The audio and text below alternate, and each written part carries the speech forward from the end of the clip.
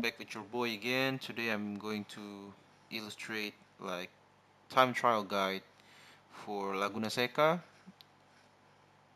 on this week's daily race C. So obviously, if you have seen the global ranking, Porsche, the latest Porsche 911 is actually it's 992 by the way. Sorry.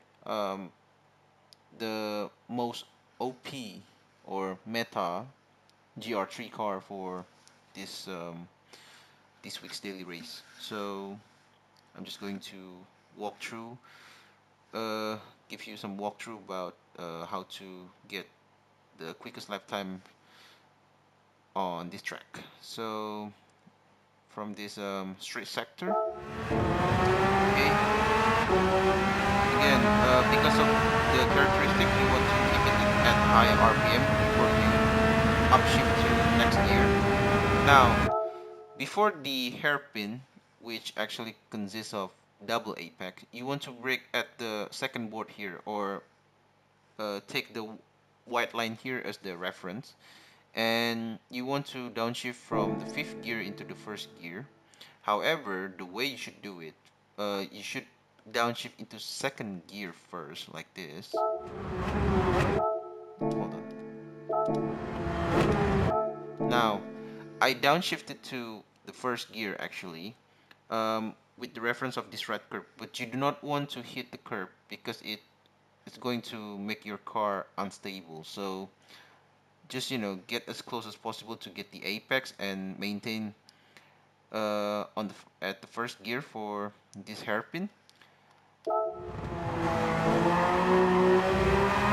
then you upshift to the second gear, and then to the third gear, and then just after, like, again, this board, the second board, you want to downshift into second, and then you want to keep it as close as possible um, on the inside of this corner, but you do not want to hit the curb. Again, it's going to throw you off to the gravel, so just like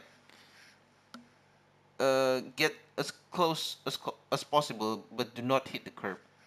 Okay, and then upshift into the third gear. Here, actually, later on, you're going to brake at the first board, but you do not need to downshift. So just maintain the car on the third gear again, and then get as close as possible on the inside of this corner. Like, try to hit the apex, but again, do not hit the curb because it's going to throw you off to the gravel later on. Okay, and then you upshift into the fourth gear, and then here upshift to the fifth gear. Then, like, about approximately this second board, you want to hit the brake and then downshift into the second gear, like this. Okay, then upshift into the third gear, fourth gear, and then just about like before the second board, you want to just like lift off from the gas and then hit the brake and downshift into the third gear, like this. But you do not need to put 100% throttle on the brake, just like tap a bit so that makes the car turn. And then try to use the track limit as much as possible. And then upshift into fourth gear.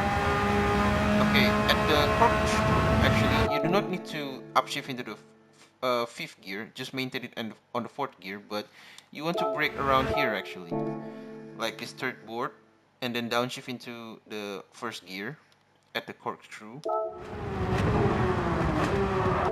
Now, when you make the corner exit later on, you want to upshift into the second gear, so it's an early shift because you want to keep the traction since this sector is very slippery for this car. Okay,